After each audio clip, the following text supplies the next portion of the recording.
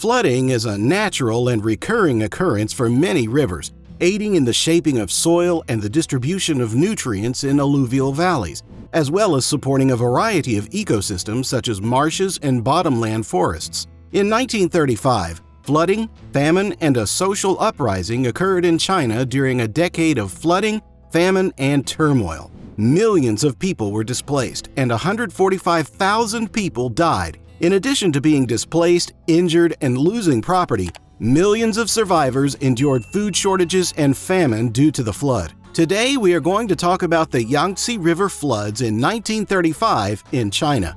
Floods on the Yangtze River in central and eastern China have happened regularly, wreaking havoc on property and killing people.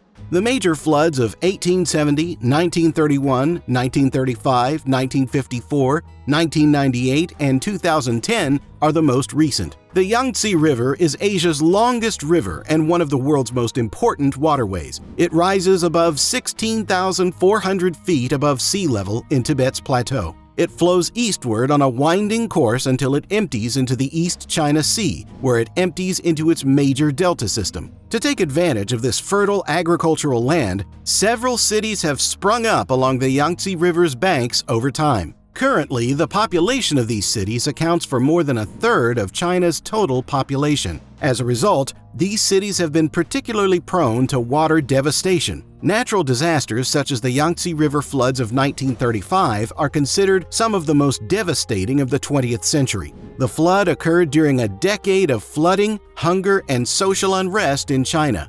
With 145,000 deaths and millions displaced, it is considered the seventh deadliest flood in recorded history. Millions of flood survivors endured suffering because of the flood, including displacement, injuries, property loss, food shortages, and hunger. The flood peak flow was estimated to be 50,000 cubic meters per second by a survey at the Han River's main stream, Danjiangkou, making it the second greatest flood in 400 years. The Yangtze River flood of 1935 occurred on July 6th. The water level in the Han River Valley's middle reaches rose dramatically that day, flooding Jiangfang City and several nearby villages. The Niaspan Mountain Station's estimated flow rate was between 52,000 and 57,900 cubic meters per second. Shizuku, on the Han River's left bank, had burst its dike, flooding the Hanbei neighborhood. The Han River inundated over 1 million acres, or 427,000 hectares, of cropland and drowned 80,000 people in its middle and lower reaches.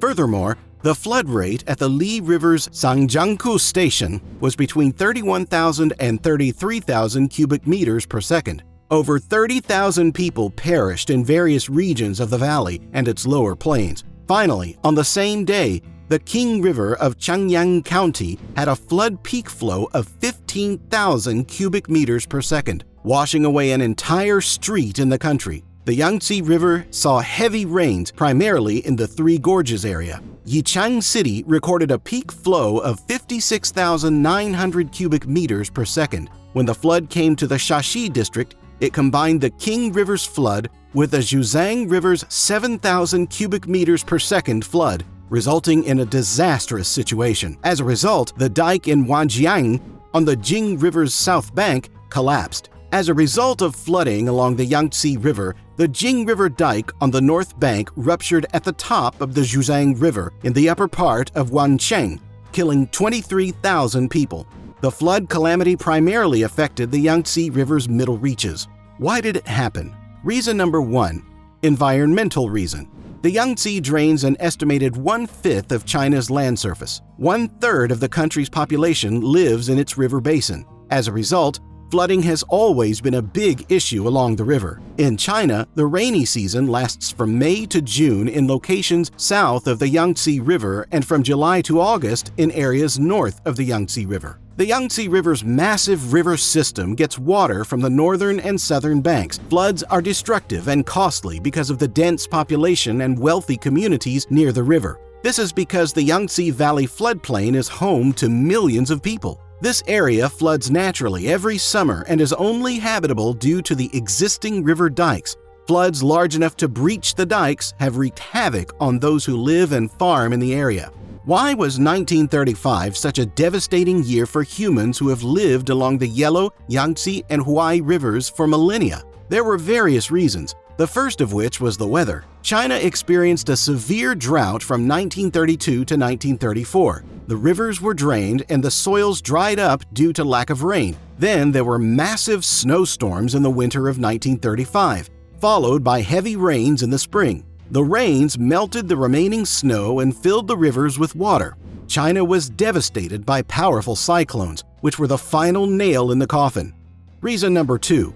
Overused. China has greatly increased agriculture over the previous several decades by developing more advanced farming methods. Regrettably, China has also had rebellions, wars, and political chaos. The government programs in charge of monitoring and maintaining the river's health were unable to complete their tasks. As a result, property along the river has been overused. Dikes and dams supposed to control the river have been built inaccurately, and the river's natural regulators, forests, and wetlands have been destroyed. As a result of the unusual weather in 1935, rivers overflowed their banks, dams burst, and water rushed throughout central China. What was the economic and social impact of this flood? Many of those who survived the accident perished from malnutrition due to the disaster's aftereffects. A drought the previous year had caused a food shortfall, compounding when the current crops and seeds were washed away, and 3.7 million acres or 1.5 million hectares of total farmland were flooded, similar to the flood of 1931.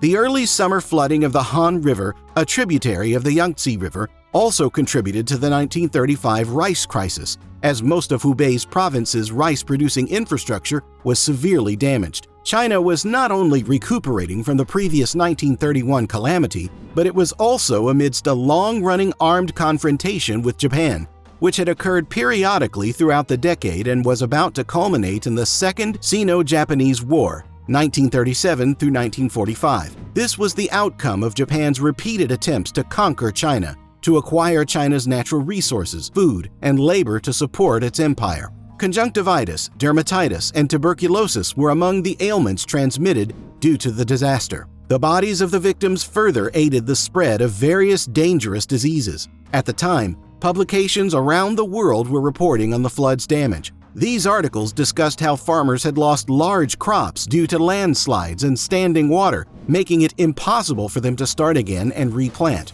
Did anything like this occur in the past? 70 to 75% of China's floods are caused by the Yangtze. More than 300,000 people have died due to floods on the river in the 20th century alone. According to ecologists, deforestation and the conversion of lakes surrounding the river to produce levees and agricultural land have since been determined to have made the region more prone to floods. Because of deforestation, natural barriers that historically absorbed floodwaters and stopped rivers from spilling into nearby valleys have been eliminated. Furthermore, meteorologists today believe that an abnormally high number of typhoons off the coast played a role in the 1935 Yangtze River flooding, which, while not as devastating as the 1931 flood, devastated a China population already reeling from starvation and conflict. Disasters like the 1935 Yangtze River flood led to the idea and the construction of the Three Gorges Dam, one of the largest dams in the world.